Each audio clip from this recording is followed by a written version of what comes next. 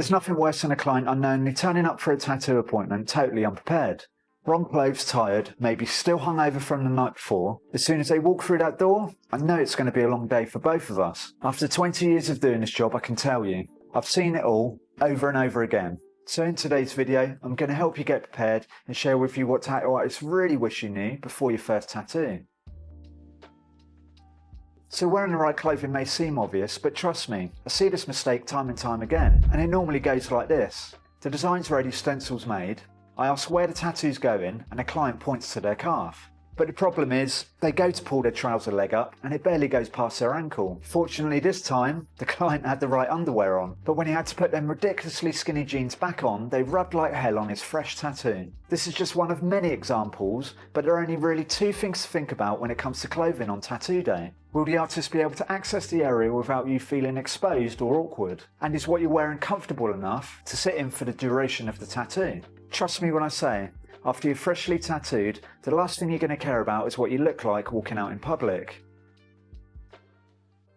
And this leads me perfectly to the next tip, communication. If you're unsure what to wear or what to expect on the day of your appointment, ask your artist beforehand.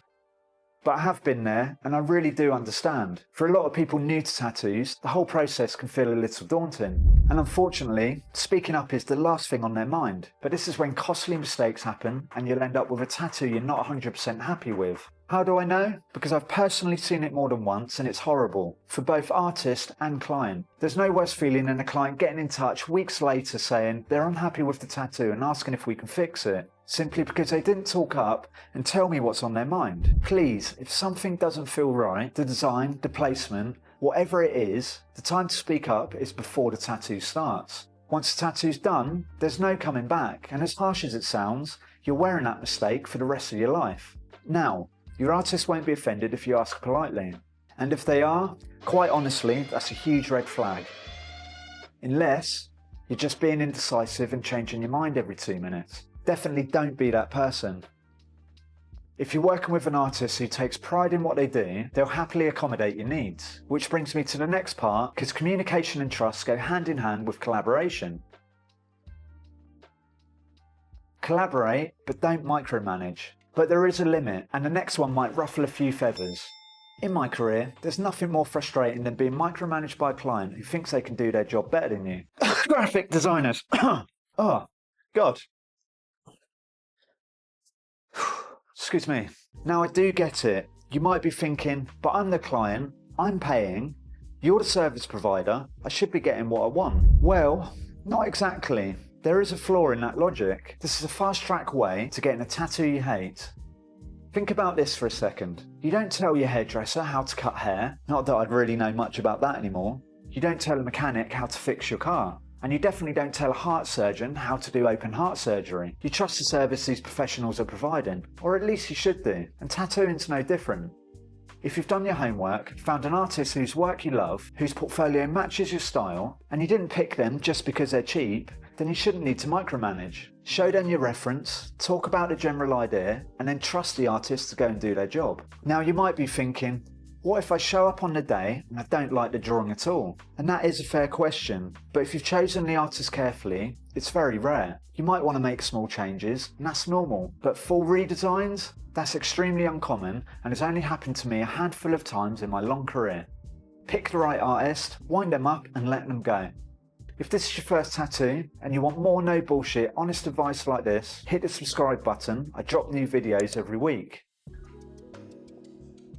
Expectation versus reality is huge, and it's something I have to explain to people when they bring in examples of tattoos they like. So, what do I mean by this? Well, here's some examples of what tattoos look like fresh versus healed. See the difference here? The healed version looks a little softer, a little lighter in some cases, more natural when settled into the skin, and the lines always get thicker. This really is a completely normal part of a tattoo, but this is what most people don't realise.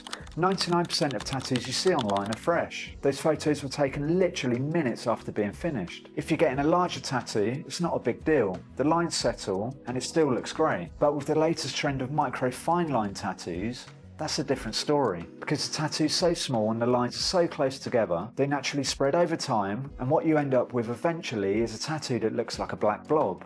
So this is the reality of a tattoo. They fade over time, they spread, they age with you. That's life. The more realistic your expectations of what a tattoo is, the happier you'll be long term. But there are a few things you can do to make sure your tattoo heals properly and looks good years from now. After 20 years of tattooing, I can tell you this: what you do the night before and the morning of your appointment often decides whether your tattoo appointment goes smoothly or turns into a painful nightmare. Actually, it's probably going to be a painful nightmare, but there is a big difference between a manageable one and an unmanageable one. There's nothing worse than tattooing someone who's hungover, sleep deprived, dehydrated, or shaking from too many cans of Monster. It so easily changes everything: pain tolerance, healing, how well you sit, and of course, a happy tattooer versus a grumpy one. So think of the night before your tattoo, that the next 24 hours is the biggest day of your life. Get a full night's sleep, your body handles pain and heals better when it's rested.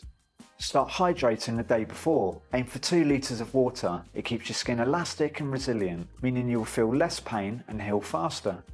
Skip the booze and the junk food. They thin your blood and make you feel awful halfway through your appointment. On the morning of, eat a healthy breakfast, healthy protein, fats and carbs, and skip lotions, fake tan or numbing creams unless your artist has approved it. I hear it time and time again, and I can tell you from personally being tattooed, and I really am a massive pussy. Just ask my wife. If you take care of your body before getting tattooed and you feel well rested and prepared, your whole tattoo experience will feel a million times better. So that's pretty much it. To quickly recap: dress right for the occasion, communicate with your artist, don't micromanage, keep your expectations realistic, and lastly, take care of yourself before the big day. A lot of this may sound obvious, but honestly, these few things can make a world of difference between a smooth tattoo experience and a complete nightmare. If you got value from this today, I'd really appreciate it if you hit the subscribe button. Thank you for watching, and I'll see you in the next video.